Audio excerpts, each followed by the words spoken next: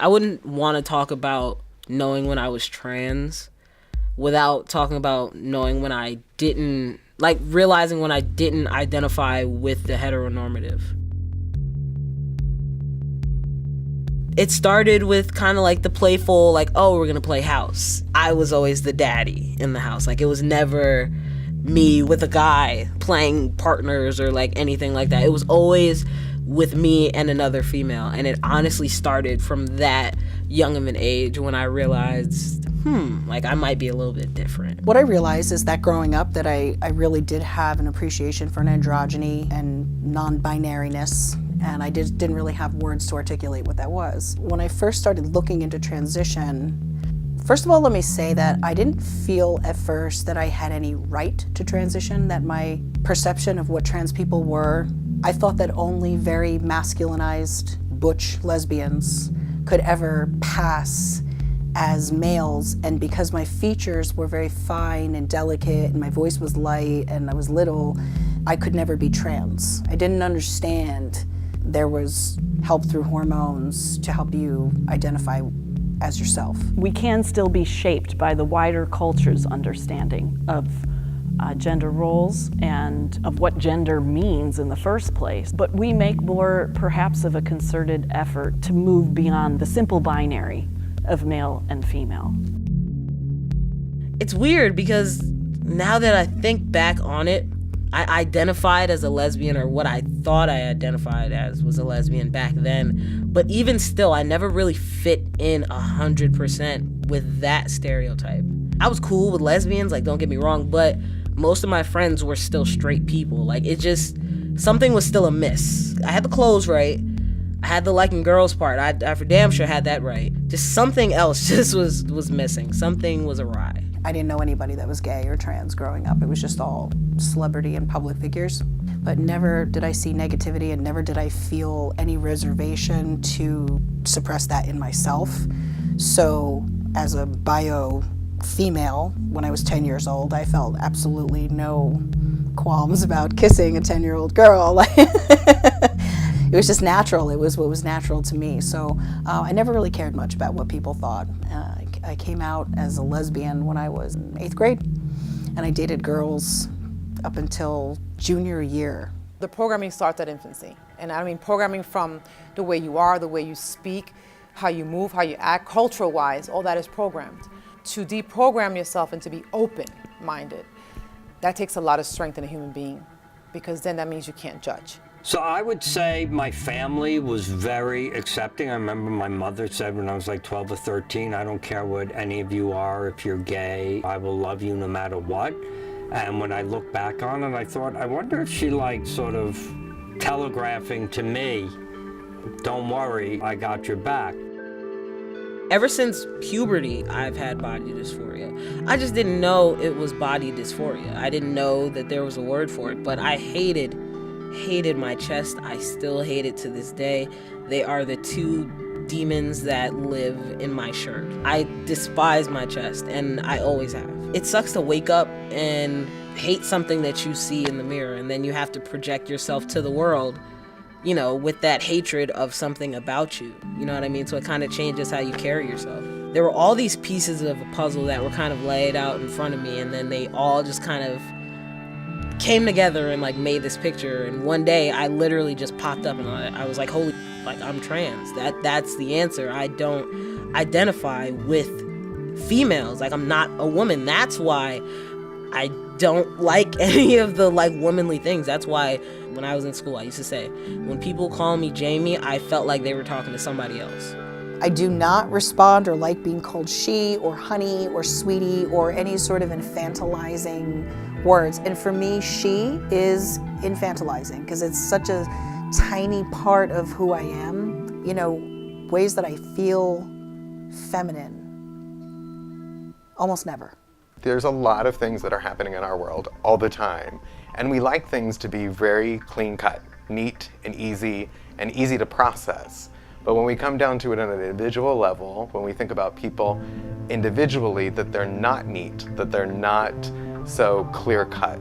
You wouldn't want to be just put into a box and say, this is how you're going to act at any given time. I just completely didn't identify with what everybody else kind of told me I was.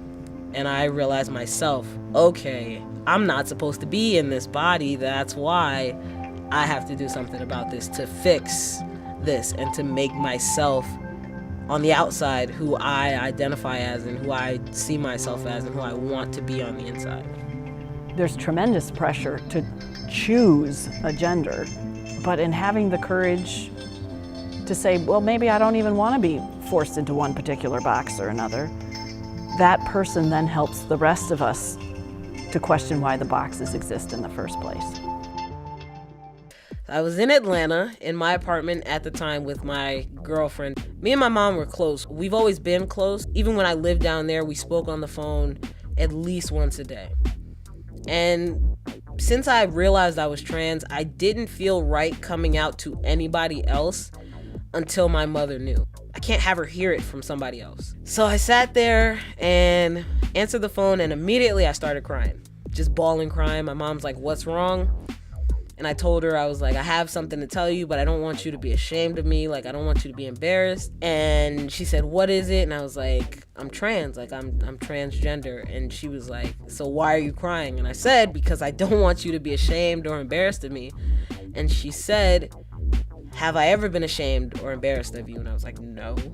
And she was like, "So what would make you think that anything you could tell me would make that change, would make me love you any less?"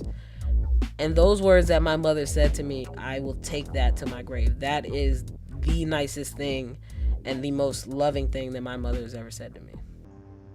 I feel like I'm finally doing something for me. It's like you live your life trying to please other people for so long.